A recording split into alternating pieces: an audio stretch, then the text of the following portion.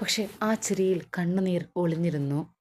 വലിയ വീടിൻ്റെ ഓരോ കോണിലും ആ ദിവസം ഒരു ചൂടുണ്ടായിരുന്നു. വർഷങ്ങളായി ആ വീട്ടിൽ ആഡംബരം കുറവായിരുന്നില്ല.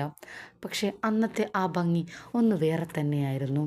പൂക്കളും ലൈറ്റുകളും കൊണ്ടുള്ള അലങ്കാരം മാത്രമല്ല, മക്കളുടെ സ്നേഹവും ഓർമ്മയും കരുതലും ചേർന്നൊരു ഭംഗി. ഹാളിൽ നിന്ന് നോക്കുമ്പോൾ വീടിൻ്റെ മേൽക്കൂരയിൽ നിന്ന് താഴേക്ക് തൂങ്ങിയ പൂമാലകൾ, ചെറിയ സ്വർണ്ണ നിലമുള്ള ലൈറ്റുകളുടെ മൃദുവായ മിനുക്കം, മേശയുടെ നടുവിൽ വലിയ കേക്ക്, അതിൻ്റെ ചുറ്റും പൂക്കളും മെഴുകുതിരിയും. ആ ഒരു വലിയ വീടിൻ്റെ ആഡംബരത്തിൻ്റെ ഇടയിൽ ആ ഒരു ദിവസം ഒരു കുടുംബത്തിൻ്റെ ഹൃദയം തന്നെയായിരുന്നു അലങ്കരിച്ചത്. പക്ഷേ ഇതെല്ലാം നടക്കുമ്പോഴും ഒരാളിന് മാത്രം ഈ കാര്യങ്ങൾ ഒന്നും അറിയില്ലായിരുന്നു: മീനു. രാവിലെ ആരോ വന്ന് അമ്മയെ അമ്പലത്തിൽ കൊണ്ടുപോയി എന്ന കാര്യം മാത്രം മീനുവിനറിയാം. അതിൽ കൂടുതലൊന്നും അറിയില്ല. വല്യേട്ടൻ പറഞ്ഞതുപോലെ ഹോസ്പിറ്റലിൽ പോയിട്ട് വന്നാൽ മതി, ബാക്കി ഞങ്ങൾ നോക്കാം എന്ന വിശ്വാസത്തിൽ മീനു ഇപ്പോഴും ഹോസ്പിറ്റലിൽ തന്നെയായിരുന്നു.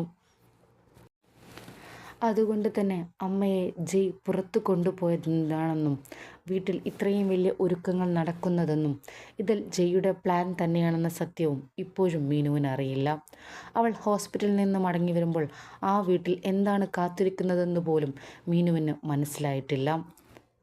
അമ്മ ഹാളിൽ മുഴുവനായിട്ട് എല്ലാം ഒന്ന് നോക്കി. ഒരു നിമിഷം വർഷങ്ങൾ പിന്നിലേക്ക് പോയതുപോലെ അവർക്ക് തോന്നി. ആ പഴയ കുടുംബജീവിതം, ആ പഴയ സന്തോഷം, ആ പഴയ ആഘോഷങ്ങൾ ഇന്ന് വീണ്ടും ഒരു ചെറിയ നിമിഷത്തേക്കെങ്കിലും തിരിച്ചു വന്നതുപോലെ. ആഘോഷത്തിൻ്റെ അടുത്ത ഘട്ടം ഇനിയും തുടങ്ങാനുണ്ട്. അമ്മയ്ക്ക് ഇതുവരെ കിട്ടിയത് സർപ്രൈസ് മാത്രം.